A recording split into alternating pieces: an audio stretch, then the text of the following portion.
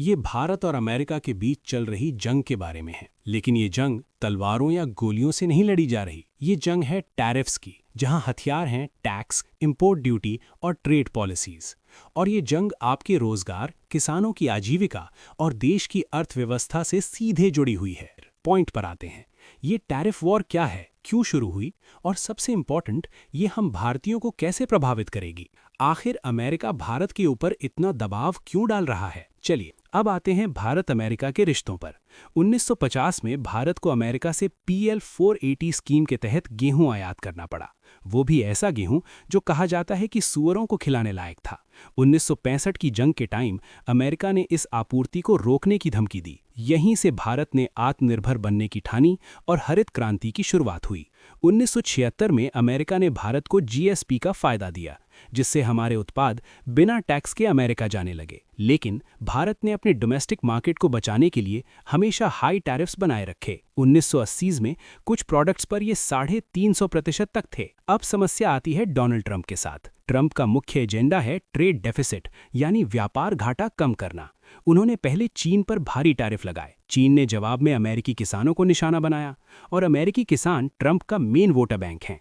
अब ट्रंप को अपने किसानों को खुश करने के लिए नए मार्केट्स चाहिए और उनकी नज़र पड़ी है भारत के विशाल कृषि और डेयरी मार्केट पर।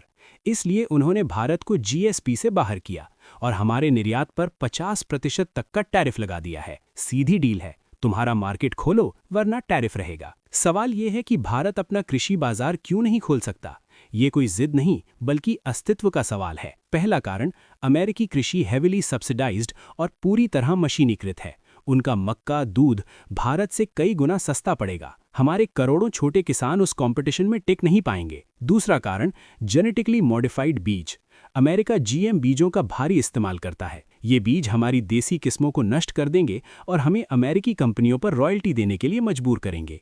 एक बार डिपेंडेंसी बन गई तो छुटकारा मुश्किल है। तीसरा और सबसे अहम कारण, डेयरी प्रोडक्ट्स। अमेरिका में गायों को खिलाया जाता है ब्लड मील और मीट बोनस, यानी मांसाहारी डाइट।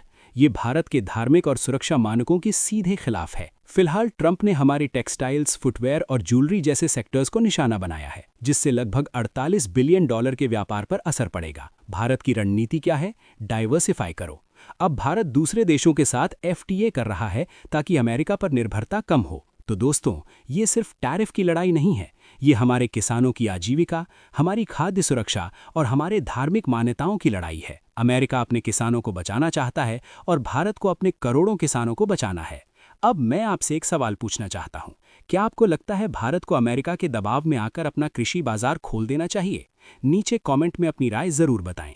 अगर आपको ये विश्लेषण पसंद आया हो तो वीडियो को लाइक जरूर करें और इस तरह की जानकारी के लिए चैनल को सब्सक्राइब करना ना भूलें।